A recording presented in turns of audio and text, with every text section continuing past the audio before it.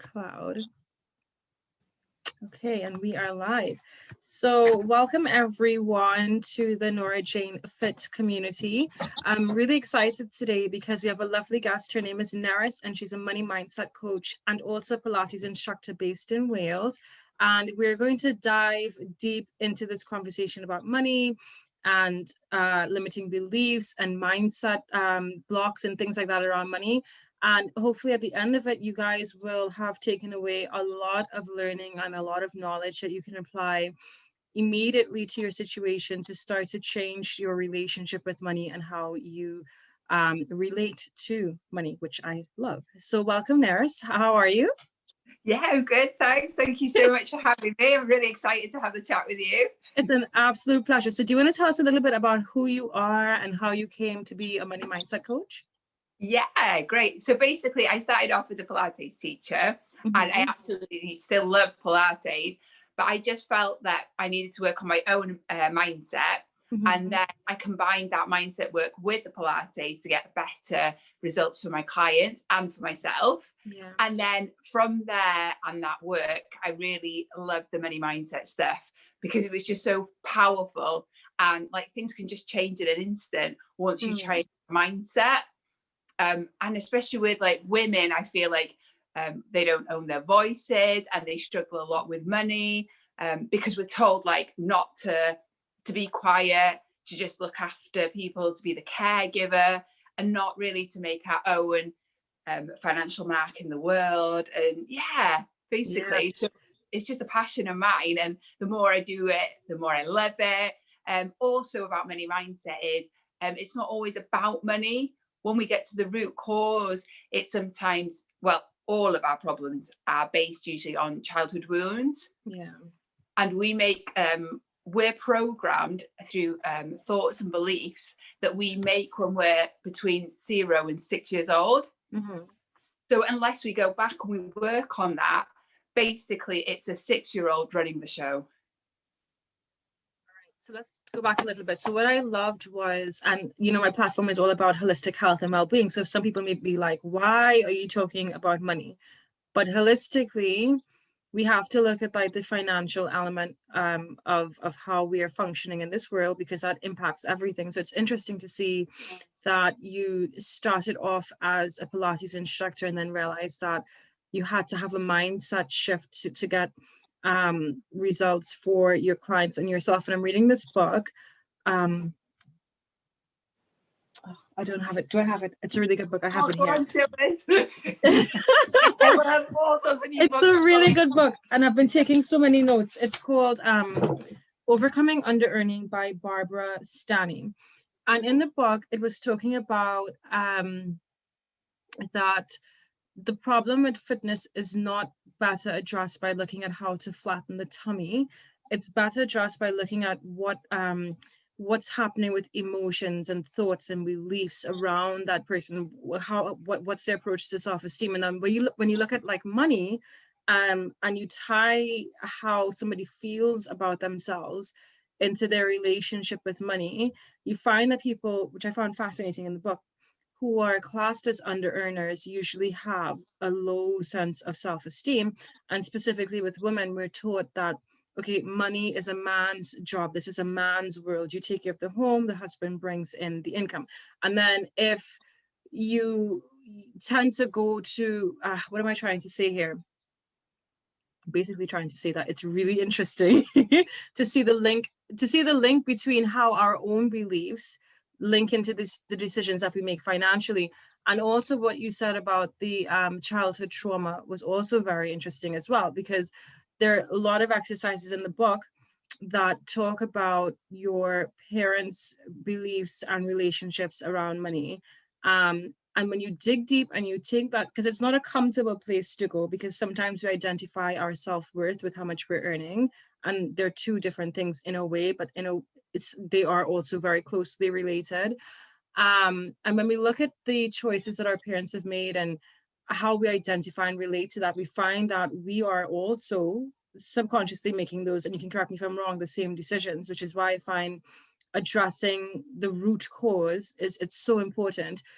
So talk to me about when you work with a client, because I want people to be able to understand, okay, I am not where I want to be financially. I want to understand money more. Somebody comes to you and says that, what's your first step with them? Yeah, can we just go back a second to what Absolutely, you let's go said back. about the money mindset and the Yeah. family? Yes. There's actually two parts. They're either you follow exactly like your parents did and you pick up on their beliefs, and not only just your parents, but sometimes things you were told at school, other people's, how you saw other people manage money, like friends, aunties, all of that. But that's one camp of people. But on the other side, there's the rebels. So they see their parents really struggle and they think, right, this is not for me. I am never, ever going to be like my parents. And quite often what those people do is they are really successful, but unless they've like worked on those beliefs, they get the money, but then they're on this roller coaster. So they make the money, but then once things are going really well, they self-sabotage. Yeah. So then the money sort of dips and then they go, oh no, I can't be here. So then they go up again and down again and up again. So it's really like, it's really interesting to see it. But once you go back and work on those beliefs, either way, you can then free yourself and you can be more prosperous, which is what we all need and want. So that was one thing that I wanted to highlight, because it isn't always exactly like the parents. That's a good point as well. You do have people go the complete opposite, but in either case, if they're not going back to addressing the mindset, then it still doesn't put them in a good position. So somebody comes to you and says, okay, I want to work on this. Do you take them back to mindset first in terms? Yeah. Okay. So what's your process? Yeah. So basically, we'd have like a conversation to start off with. So I would gauge where they're at the moment, what the situation was like growing up, how they feel about themselves now, because the money situation, like you mentioned earlier, is all related to the self-worth. So not only do I work on the money mindset with them, I think it's essential to work on their self-worth as well. So that's a really good one. Yeah, because when you've got really high self-worth, then you won't take people telling you what you're worth, because people might tell you, okay, you're only worth like £10 an hour. But when you've got high self-worth, you go, actually, no, all my experience, all my expertise, everything I've learned along the way makes me worth, I don't know, £100 an hour or whatever you want to charge. And you feel like confident in that ability. Because also, like, you can work on the money mindset, but you have to be confident to ask for the money, to ask for the sale. So let's talk about that a little bit more, because it's not something that, I mean, within our world, we don't really talk about self-esteem and how to build self-worth and all of that stuff. And I'm saying that within sort of fitness, because this is my platform, this fitness and health and well-being. How do you help somebody to develop a better sense of self-esteem and a better sense of self-worth? Because from the ages of 0 to 6, you said those thoughts are already embedded, right? Yeah.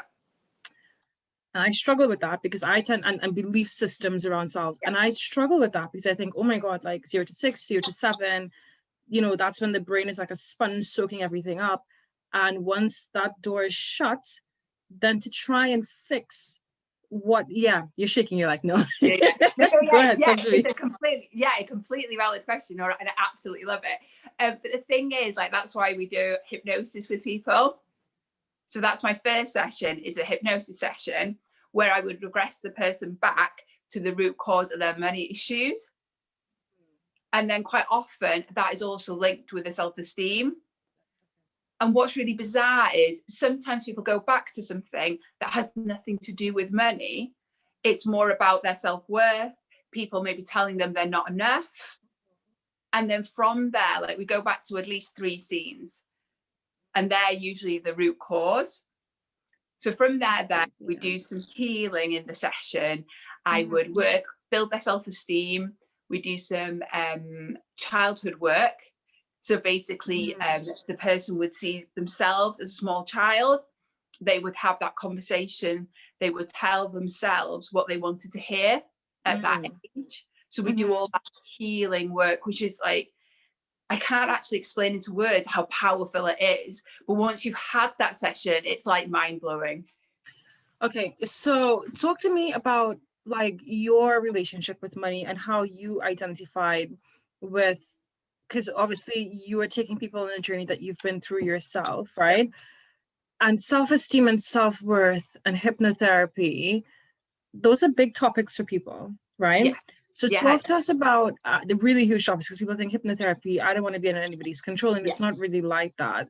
Yeah. So I want you to explain hypnotherapy a little bit more and what it is, and then Okay. talk to me about your own story and how you went through the process of changing your beliefs around money and your self-esteem and improving your self-worth, because to me, that's a huge thing. And, you know, to do it in a few sessions, it's possible. But for people who may not want to go through hypnotherapy, who may want to start, you know, doing things on their own, do you have Yeah. suggestions as to what couple of steps they can Yeah. take to start working on self-worth? Yeah. So with hypnosis to start off with, like, I think a lot of people associate hypnosis with stage hypnosis. Mm-hmm. So getting people to do things that they wouldn't normally do. Yeah. And that's not the type of hypnosis that I would do with people. So like the type of hypnosis that I do is I just get people into a really relaxed state. And at the end of the day, the person is in control.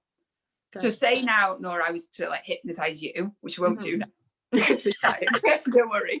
But yeah, so basically, if I was to hypnotize you now, you would just be in a really nice, relaxed state with your eyes closed. But say now a fire alarm went off, you'd be able to snap out of it, open your eyes, and come back into the room. So there's still full control on the client's end. You're completely in control. And like what I loved about hypnosis is it's just a nice, relaxing state. Like the brain waves, you go into a theta brain wave, so everything slows down, everything becomes more relaxed. I've even gone into that voice, that hypnosis voice. I love that. I love that. I want to be hypnotized soon. Yeah, so basically we just get them nice and relaxed. And like at the end of the day, like you can self-hypnotize yourself. Can you? Yeah. Okay, talk to me about that. So basically, it's just the case of, look, should we have a little go now? Yeah, because I'm thinking I'm going to try this tonight. Yeah. So basically, what you can do is you can just roll your eyes up as if you're looking at your own eyebrows. So let me just show you like so. You keep your eyes rolled up now. Take a nice deep breath in for me, Nora. And then you breathe out. Keep the eyeballs rolled up. Take another nice deep breath in. And breathe out. And take one final breath. Breathe in. As you breathe out, keep your eyeballs rolled up and close your eyelids right down. Feel the muscles in and around your eyes becoming heavy, droopy, drowsy. And just let go.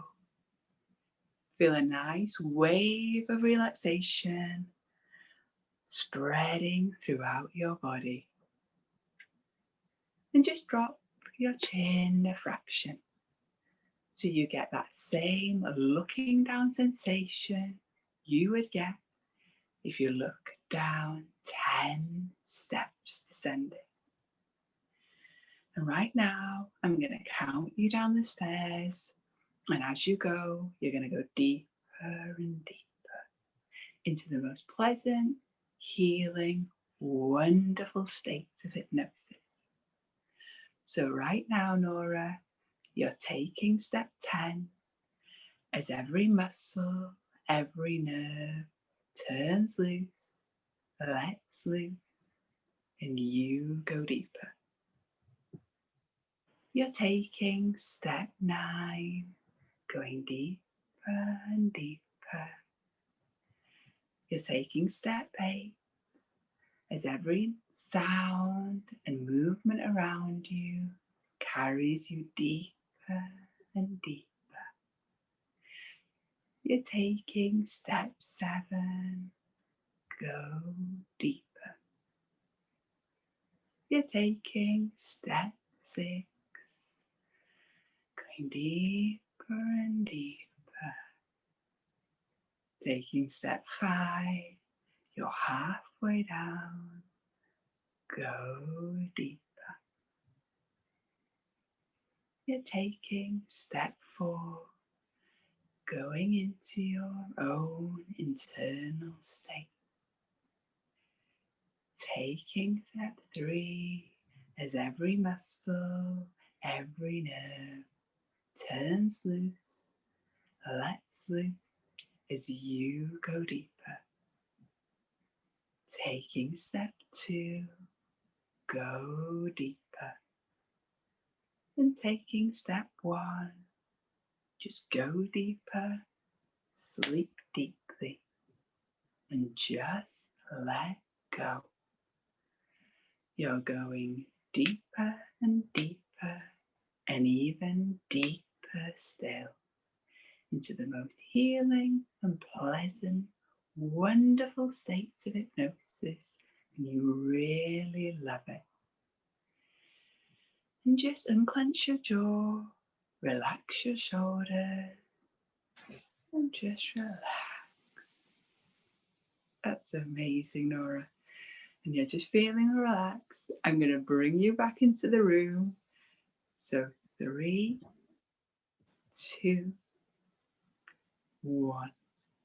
Just take a nice deep breath in and open up your eyes. I like it. I like that. So you can even, I like that a lot. So you can feel,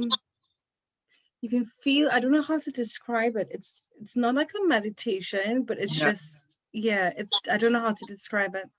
Yeah. You got to try it. It's like instantaneously you feel like okay, I can just relax a little bit. Yeah. So for the self-hypnosis, that basically you would be talking yourself down the stairs, because obviously I said I was going to show you self-hypnosis, but I actually hypnotized you. But if you were to do but if you were to do it at home, like self-hypnosis, you just say it to yourself.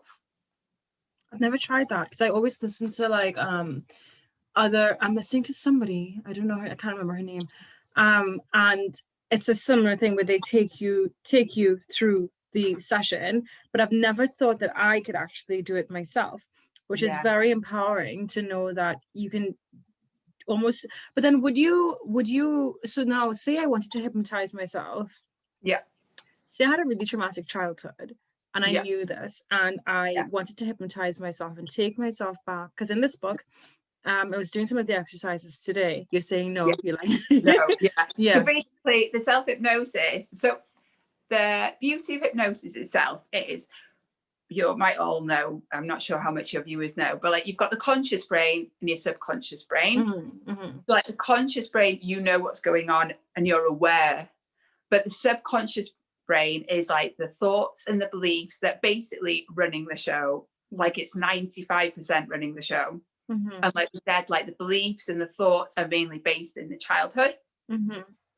So it's really hard to access the subconscious. So in hypnosis, that's what we do. We just basically quiet the conscious mind, and then we ask the subconscious stuff. So that's great. So basically what you could do is you could self-hypnotize yourself, and then you could tell yourself like positive affirmations, stuff that you want to go in quite quick. So that's a nice and easy way. But you wouldn't be able to regress yourself, because to start off with, if you went back to a childhood memory that was maybe traumatic, because the thing is, like these childhood things, like I could take you back, and if I showed you that picture on a telly, can't even talk anymore, sorry Nora, if I showed you that photo of a child on a telly in that scene, you'd be like, oh, that's nothing. But when you go back to that childhood and imagine it's 3 years old, you become that 3-year-old Nora. So you're then in that emotional, highly charged state. Sometimes you'll cry.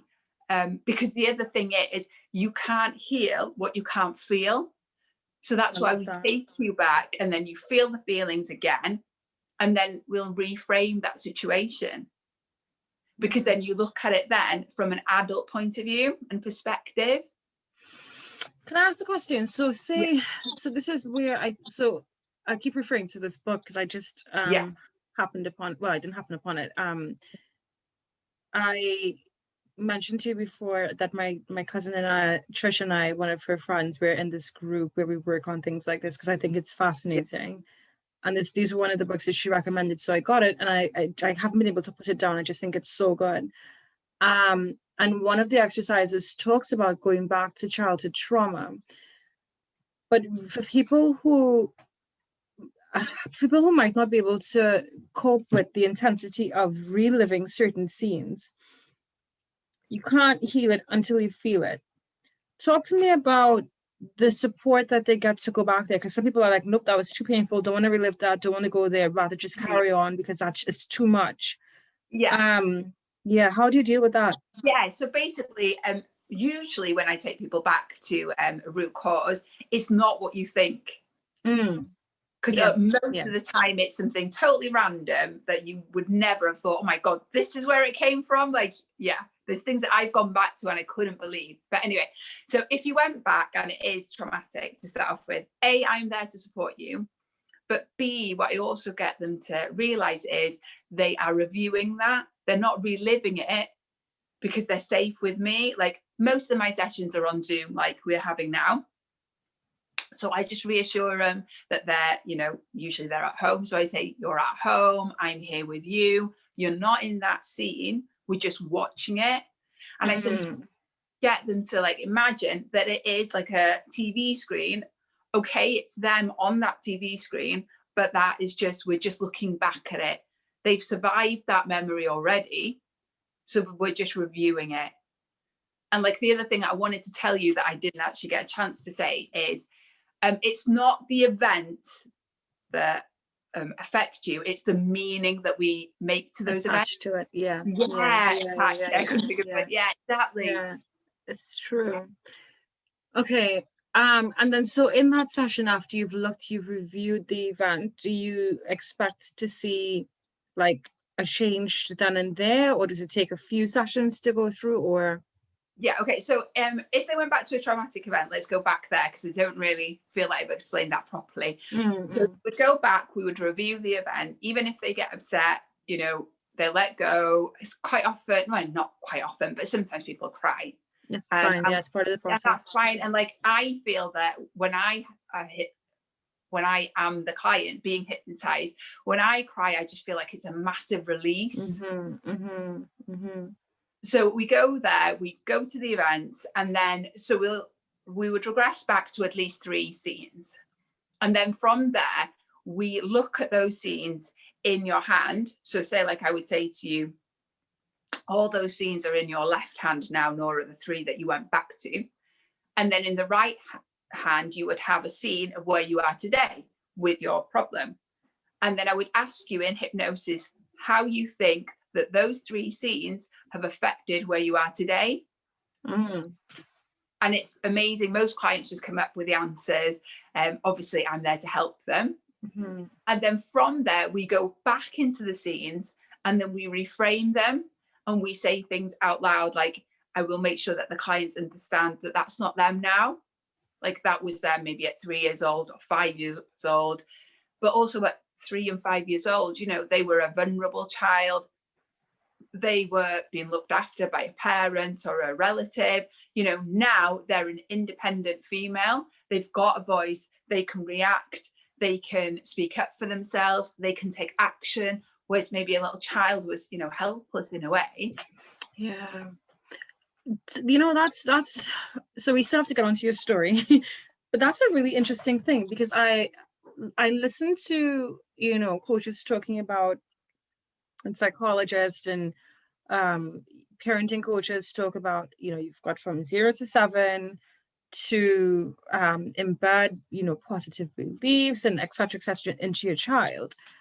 And God forbid, when you have children, it's, nobody's perfect. So as you were saying that, I'm thinking, oh God, like I wouldn't want my daughter to have scenarios where she has attached an incorrect meaning to a situation that's then impacted her in later life. So with hypnosis in general, and this is a money mindset conversation, but because this stems from childhood, right? And if you can sort of nip it in the bud from a young age, then you don't find that adults take through childhood issues into their adulthood and end up having to, go through all of this. Is there, or are there programs where there's a focus on helping children around belief systems and things like that, so that when they get into adulthood, they're coming with less baggage, so to speak? Yeah, you mean there are people that work with children, and that's a really positive thing. But when you think about it, the beliefs are between 0 and 6. 0 and 6. They're very young. Like I've got 2 nieces, they're 4 and 6. So to work with them at that age is it would be quite difficult in a way. And like, as a parent, obviously you would try your best, and like you wouldn't want to cause any harm or like embed any negative beliefs to the children. But unfortunately, it can be the simplest thing that they just attach some meaning to. Yeah.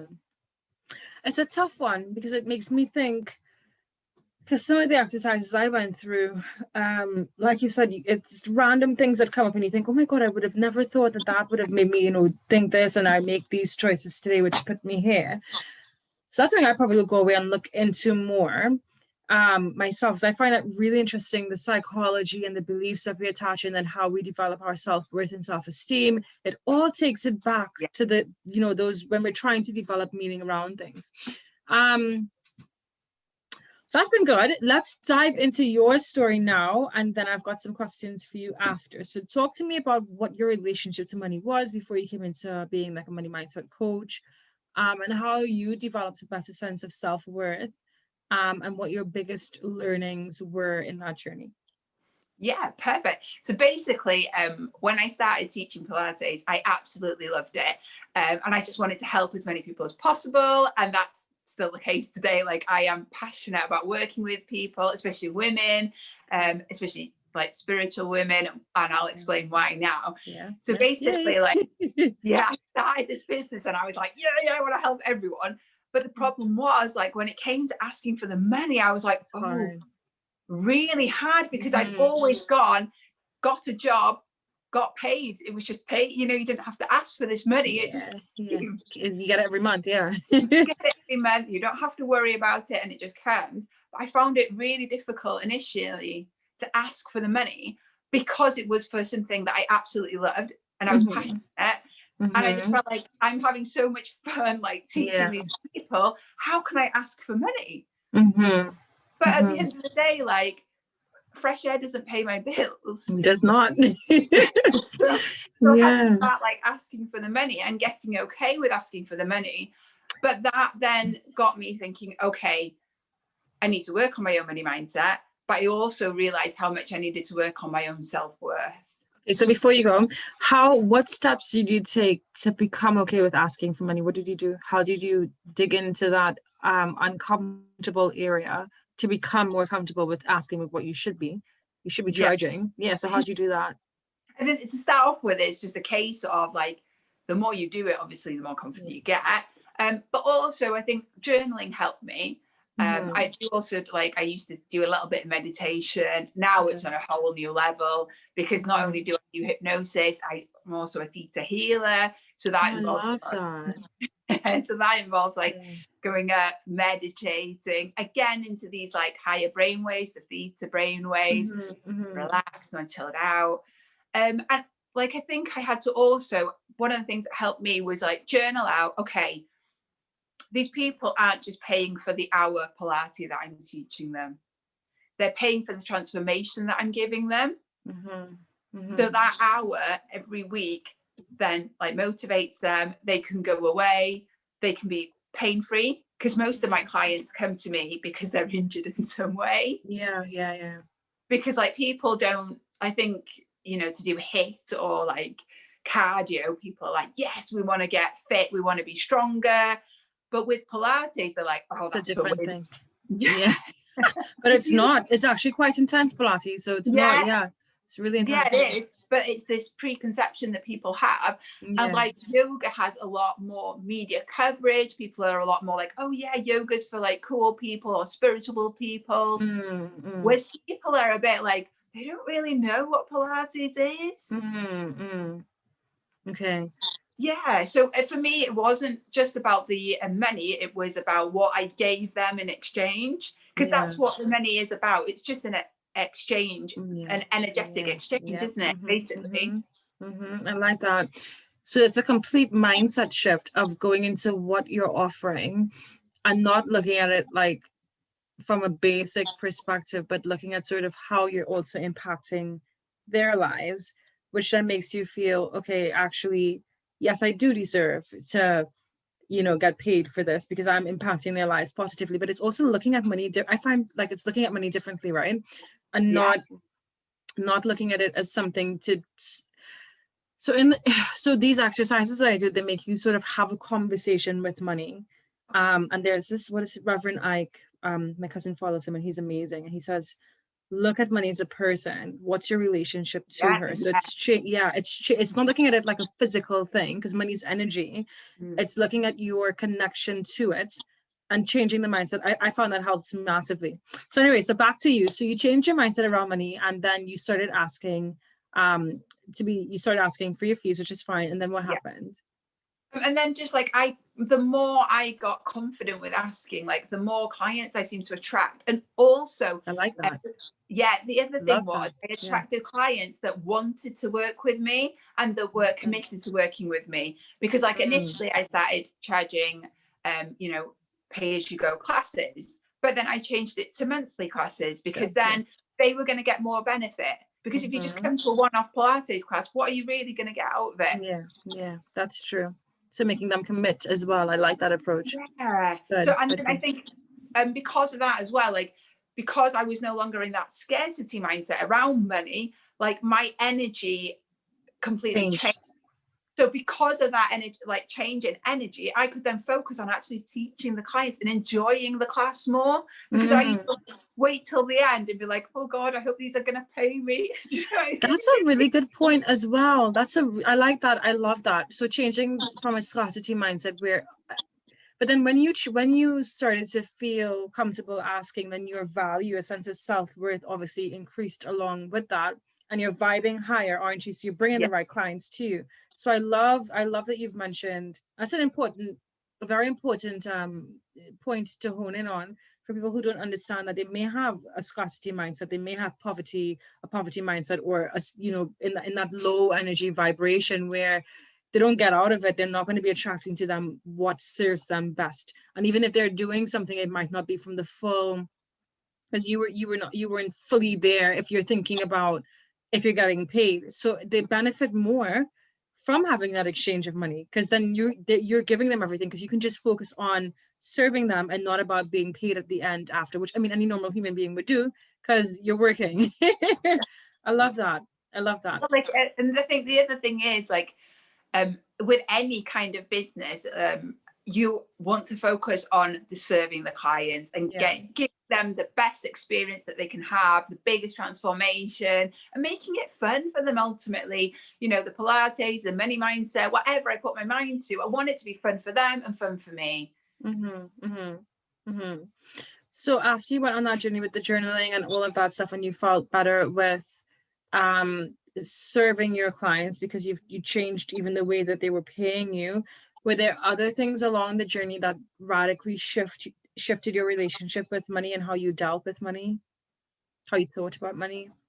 Yeah, I just think like now I just think, well, because I'm also into all this manifesting and stuff like that, and I Love don't know that. if you're into manifesting, but that's all about energy and your Yeah. mindset. And like I spend a lot of time like manifesting, and I mean I've got some great stories of manifesting, which is like a little bit insane. I But love that. yeah, and then where was I going with this now? So Just your story and like what your relationship with money was and how you got into this. Yeah. Like once I get this like excited like manifesting, I could just talk about forever. But the thing is, like once you like increase your energy and the possibilities, that's what I was about to say, is like money is literally everywhere. But we are so like, sometimes we're in that scarcity mindset and we're like, oh my God, I must go to this like job, I must do this and I must do that, and that's the only way I get paid. And like sometimes when you just let go of that, like money can come from any direction. Like how though?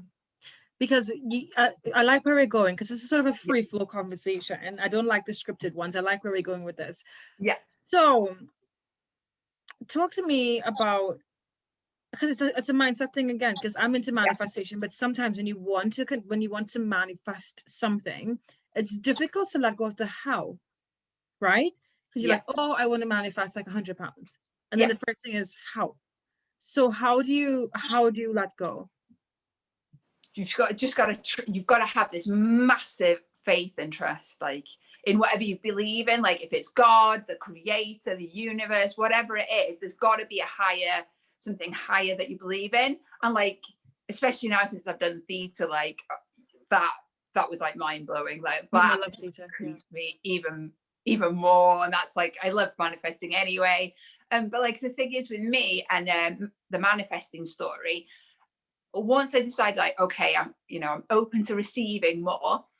And I kind of didn't really worry about the how, because initially, don't get me wrong, I was like you said, like, how is it going to come? Like, I can't see a way. And then when you get like caught up in that, nothing can happen, because again, you've gone into like, oh, but I don't know how, and I don't know what this is going to look like. And then you're stuck there. But you have to like surrender. And I was always like, oh, please surrender. Like, what does that look like? What does that even mean? You know? And then like one day I was like, oh, I'm done. I'm just gonna, whatever. This is what I want. And I'm just either give it me or not. Do you know what I mean? Like, and I just let go. And it wasn't the money that started coming in to start off with. It was people giving me things and doing things for me. It was insane, like insane. But then does it not tie into, because this may seem like a random question, but does it not tie into your sense of self-worth? So even with manifesting and money, the relationship that you have with yourself and how you think of yourself being deserving of something, it's all a common denominator, no? Yeah, definitely. Yeah, because if you've got low self-worth, then for example, let's not talk about money now. Let's talk about like if you wanted to manifest a new boyfriend. Oh, that's a big one. Yeah, that's a big one. I'm single. Let's talk about this. So like if I had really low self-worth, I would just go, oh, any guy, I would just be really grateful just to have any kind of guy. So you might take the first guy that comes along, and you might see like warning flags, like this guy is not for me, but you're like, oh, but maybe I can't get any better, so I'll just hold on to this one. Whereas if you have high self-worth, like you would be like, right, this is the kind of guy I want, but also these are the qualities that I want, and this is the sort of feelings that I want to feel like around him, like that he appreciates me, like like we're happy, we're in love, all this stuff, all these amazing feelings. But if like I am worthy of that and I will hold out until I find that, then that guy will come to you. But if you had low self-esteem, you would never think, oh, I can't possibly get a guy like that. This is also something that hypnotherapy assists with. Yeah. Okay. One of my best friends, she is a relationship expert. Is she? Yeah. Oh, we have to talk. I did not know that. That's really cool. Okay, really cool. So like both of us are into manifesting, and we've both done the hypnotherapy. So so Caitlin'd be amazing if you want to talk to her. Yeah, definitely. Yeah. So we will be talking for a very long time. So lots to talk about. So anything else with your story that you think may resonate with somebody who knows that they're not in a good place and wants to transform their life? And it may not have specifically to do with money, but I want to keep money as a crux, because I think we don't talk about it enough. And money, like you have to have it. So anything in your story that you think a listener might identify with and be able to take some action steps based on your advice to make a radical change? Yeah, like basically whatever you are financially now, like say if you see like that you've got a lot of bills or like a high credit card balance, and you're like, oh, how am I ever going to change this around? What you need to think and remember is like where you are today is just what you've been thinking in the past. Once you change your like thoughts and your outlook, then everything can change. And it's all about like being excited about life. So it doesn't have to be about money, it doesn't have to be about love, but if you're excited, then you're in that high vibration. And then in that high vibration, you will act differently and you will attract differently as well. So what are some things that people can do, especially now when, we're looking at people suffering with mental health issues around Corona and not being able to go out? Maybe people have been furloughed or lost jobs or lost family and friends. It's a really, I would use the word compressing time. I wouldn't say depressing, but things feel compressed. At least for me. How do you, what are some things that you would recommend for people to do to raise their vibration and to feel excited about life? First thing is a gratitude list, because everybody's got something to be grateful for. I mean, the fact that we wake up every day, that's just a miracle in itself. I like that. So what else you can do a gratitude, everyone can do a gratitude list. And the other thing that you could do is meditate. And people think like, oh, I have to quiet the mind and it's really difficult. Like, just go on YouTube, find like a meditation that you like and just go do it. It's that simple. That's two things. What else can you do? What do you do to get excited? Like, what are some of the things that you do? Because I think you're quite an interesting person. For me, like I meditate, but not only I meditate, I actually then think about what I want to manifest. So I've got that vision going on. So that'll be the first thing in the morning before I get out of bed. Really? Yeah. Okay, wow. So it's like a practice. This is a lifestyle. This is just how you do. Yeah, because like the other thing about life is if you get up out of bed and you just like turn on, like you play with your phone or you turn on the news or whatever, straight away that is affecting how you're behaving and your vibration. But if you decide, you know what, I'm going to just take this 10 minutes or 5 minutes, it doesn't take long, you've then set yourself up for the day. You can set intentions as well, like I like that.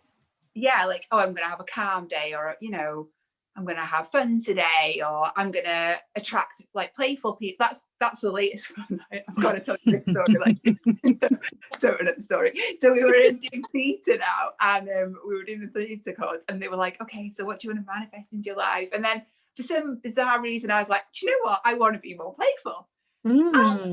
Again, like just surrendered to it now, because now I can surrender. Before I was just like this surrendering, I just did not get it. Anyway, and then a week later, this builder comes round to like do some work on the house, and he's like really playful, and he's like just like, yeah, and he's just like teasing me, and I was like, oh my god, and it was quite fun, and I like really enjoyed it. And then like 2 days later, I was like, oh my god, I asked for so like quickly. Yeah.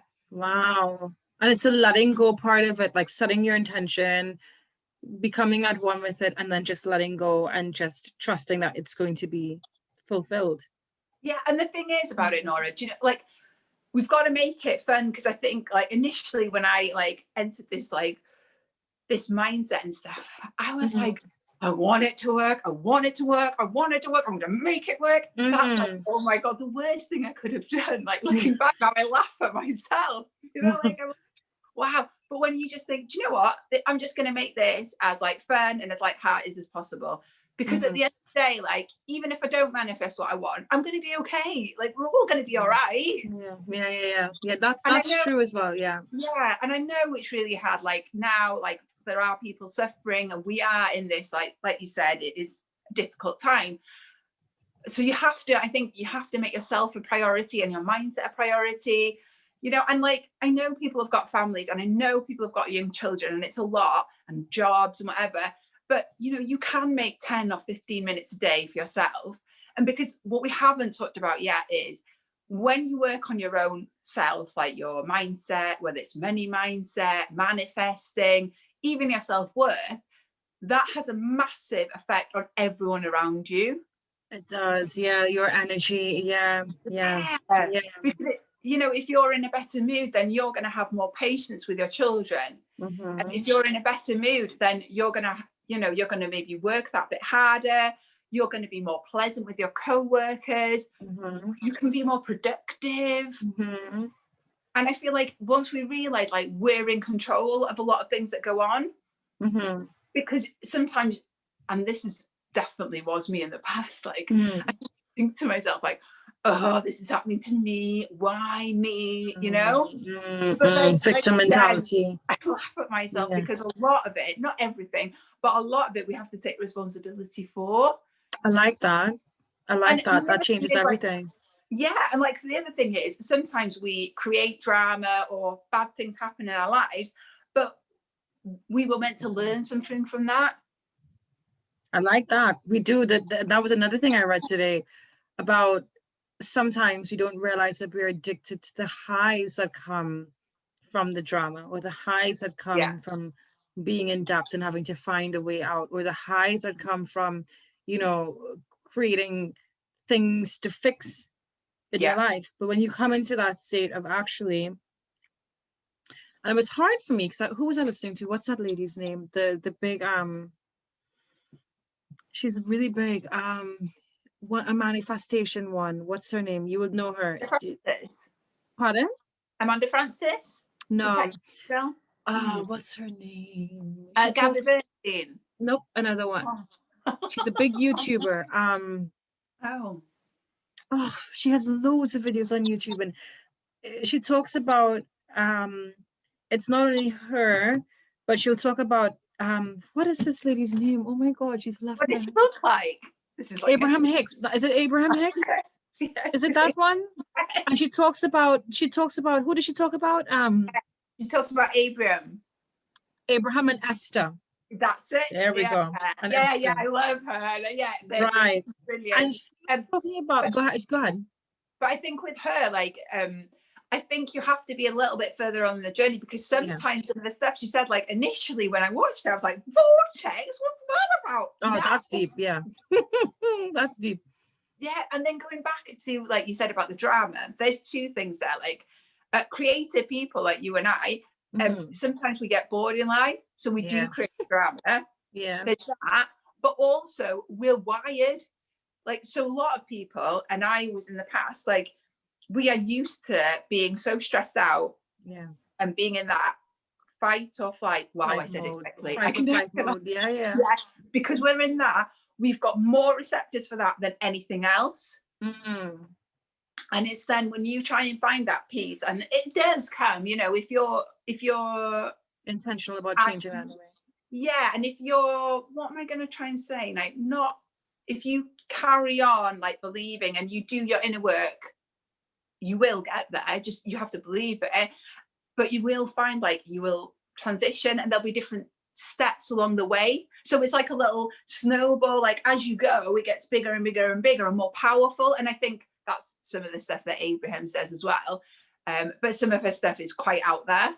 It is, because what resonated with me and why I mentioned her was when they talk about everything that happens in, because I remember there were some situations that were happening at the time, and I was like, there's no way that I created this. There is no way that I called this much drama into my life when I just need things to be calm. But when you take a step back and you look at the choices that you make and the energy that you're bringing into the day, just the energy itself, you don't realize how powerful it is to step back and meditate and check yourself before you even go into the day. Because subconsciously, if you're not energetically where you should be to bring in positive experiences, you are attracting things into your life that you may have a really difficult time accepting. But when you get out of victim mode, and no matter how difficult the situation is, when you come out of victim mode and you look at, okay, I've created this because of my energy, or whatever, and you decide to change and you decide to make different choices, I think that's a powerful thing, because then you open yourself up to then going into that mindset shift where you then create different choices, and around everything that pertains to your life. And then especially if you're not a singular person and you're with a family and you've got children, that's the important thing now, because now we can't go out. And so if you're in a funky mood and you're vibing low and bringing all sorts of nonsense into your home, then your poor kids are suffering. So I think it's really, I love how you talked about like taking that time out in the morning.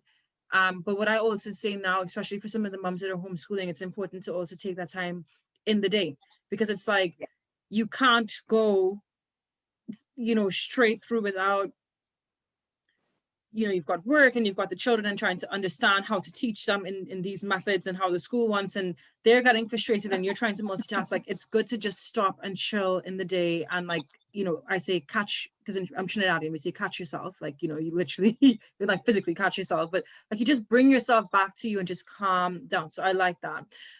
So so let's talk about the rapid transformational therapy, because that's basically what you're doing. So we've spoken about it, but haven't addressed it as such. So give us a definition of what rapid transformational therapy is, and tie it back into how you will work with somebody who wants to change, make a dramatic change and shift in their life. And you're a money mindset coach. So how you sort of tie that into what you do. Yeah, so basically the rapid transformation therapy is a form of hypnosis. It's so a quick... sorry. My phone, sorry. Sorry. Yeah, so basically it's just a quick way of getting you into hypnosis that I demonstrated. And then we would go back, then I would regress them back to 3 scenes to do with whatever we're working on. Usually I'd do money, but you can do anything, self-esteem, like literally anything. If you wanted to do fear of flying, you name it, it's like endless. It's possible. Okay. Yeah, so you can go back to anything, and then from there we then obviously reframe and we figure out how those scenes, like I mentioned earlier, have caused where you are today. We go back, we reframe all those scenes. Then from there we do something called upgrading the child. So we go back to little you. We would tell them everything that you wanted to hear when you were smaller. You tell that child they're safe now, they'll be listened to now. And then the nice part is that little child merges in with your adult self now. So that's really powerful. And then from there, I would talk you through, like in the transformation, how all the old beliefs and thoughts and blocks, they're all gone, they're in the past. And then you imagine them going away. And then from there, I would do you like a personalized recording. So I go through it in the session that we do, but then you get that personalized recording, and it's important that the person listens to it then daily for a minimum of 21 days. So that why 21 days? Because that's the minimum amount of time to form a habit. But I mean, it can take up to 90 days. Some people like to listen to the recording twice a day because like just the recording itself is relaxing. The other thing is some people fall asleep during the recording, but not to worry, your subconscious mind still takes in that programming. So that's what we do. Basically with the recording, it reprograms the subconscious mind. So then you've got those new beliefs, you can gain confidence. Like with the money mindset, I always weave in like the self-esteem stuff as well and the self-worth. I like that. And like, so basically like whatever the person comes in with, for example, Nora, if you said to me like, I'm not very good at letting people help me with things, that would tell me that you're not very good with receiving. So in your personalized recording, I would say like you love, receiving money and you let people help you because that's all interwoven, it's all interrelated. So that's the first thing. Yeah. And then we'd have like, I do a minimum of 3 coaching sessions, 1 a week after the hypnosis, but they can be a mix. Like if I feel that the person needs a little bit more hypnosis, I would do that with them. If they need a little bit of theta healing, then we do that. I mean, basically it just depends on the person in front of me. But yeah, I mean, it's exciting. There's a lot that, we're going to do a part, definitely going to bring you back to do a part 2. Because there's just on the manifestation side of things alone, because I think that's a whole different powerful topic. But you mentioned theta, and to pay due respect to that within this conversation, quickly just say what is theta. So for somebody who's not into this sort of thing at all, what is theta and how does it benefit them, or how can it benefit? Yeah, so basically, what that is that I would meditate. So say now if I was going to do a healing for you, Nora, I would go up to the theta state, and then I would ask you, I could it depends what we're going to do. Like if I wanted just to do healing with you, then I would just send you some like unconditional healing. But if we wanted to work on like one of your issues, so say for example now, like you had an issue that you felt you worry too much day to day, then I would ask you questions, which is called digging. So again, you're in that theta state and I ask you questions and we get to the root cause of the subconscious blocks there. And then again, we can reprogram, and it's very gentle and it's really nice. And like going back to the adrenal fatigue and stuff, what we can also do is I can reduce the receptors for the stress and then increase the receptors for peace and relaxation, which actually I did for a client. Yeah, so I did that for a client last Tuesday. And she said it was amazing, and she could see, because like you close your eyes, and she said she could see herself falling in the sky as I like increased the receptors for peace. And then she said the clouds stopped her, and she said it was really nice, and she said she felt amazing. And like when I've had theta, I feel lighter. That's and just like again the energy, like there's so much can shift and so quickly. Like there's one thing I'm not really happy about is this conception, this idea like that to heal, it's difficult and it can be very traumatic and it can take years. And that's the other thing, like people go and see these counselors, or I mean, not specifically counselors, but people, and they go in, week out, they just ask them like, how are you feeling today? And all this. And, you know, we haven't got time for that. Like, let's not be funny. Like, we haven't got the time. It's a lot, we haven't got the energy. You know, you want to transform, you want to live your best life as soon as possible. Like, why wait? Like, would you want to do like, oh, Nora, we can work with you for 3 years and maybe then we can get to the issue. You know, like, no. No, this is rapid. This is actually going to happen quickly. Yeah. And going back with the rapid, like, with a hypnotherapy, they say that you can transform in 1 session. Sometimes you need up to 3. That's really quick. That's hard for me to believe. In 1 session you can shift like years. How? Because we're just getting to the root cause of it to start off with, and then because you're in the hypnosis, we're bypassing the conscious. We're just working on that subconscious, and like it's open to change. It's receptive, it's ready.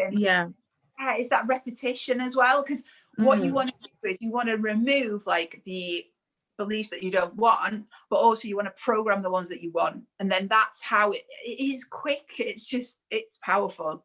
Like, so once you do that, then once you work on those side of issues, you don't need to go back and do that. You don't need to keep revisiting those things. Once it's done, it's done. And then you can just choose different areas that you want to address or improve within your life. Yeah, and the other thing I want to tell, I want people to be aware of, like with money mindset, as you go to new levels of wealth, you need to do more work. Talk to me briefly about that. Do more work, how? Well, so for example, say if you had an income goal, shall we say, like, let's say you wanted to do 10K a month. So you worked on your money mindset, you got to the 10K a month, and then you wanted to increase to 20K a month. But your brain now is like, oh, this is my limit. Feels like it's not safe. So it's saying to you, oh my God, it's like freaking out. So you've done the money mindset to get yourself to the 10K and you're quite happy there and you're doing well. But then if you want to go higher, you will have to do a little bit more work, because there will be more things that come up. Every level, there's a new devil. That's what they say, isn't it? You know? But then you'd be using the hypnotherapy as a tool to support you. So it's still a very gentle, very realistic, very practical way of being able to help you through each stage as you progress. Yeah, I mean, you don't always have to use hypnotherapy. Like say if you've done, like you felt like you've got the foundations in place, you could do more conscious work. So you could do the journaling, you could just do coaching with somebody. And it's just accountability as well, you know. You could do some theta. It just depends on the person and what they need. And also what they're more like receptive to in a way. Yeah, so you could really make it individualized. Yeah, and also how much work they've already done. That's a good point as well, because everybody starts at a different, they're all in a different place within their own journey. So that's a really good one. Nerys, it has been really nice speaking with you. So my last and final question today would be, because we were talking about money mindset, but we've sort of dipped and dived into other topics as well. How, so in these times, I know on my group that there are some people who are struggling with this, which is why I'm asking, and hopefully you'll be able to give them something to take away. If you've lost a job or you've been furloughed and you're struggling with a because it happens, right? You've lost your job, you're going to panic mode. How am I going to be able to afford to pay rent? How am I, or you've had to move or downsize? How do you, or what would you recommend for people going through that now? Because it's a very real thing that I think we're not really addressing that much within COVID. We talk a lot about businesses being affected and businesses. What about the individuals, the people who support these businesses as well, who've lost jobs? So how are we looking at how we support them?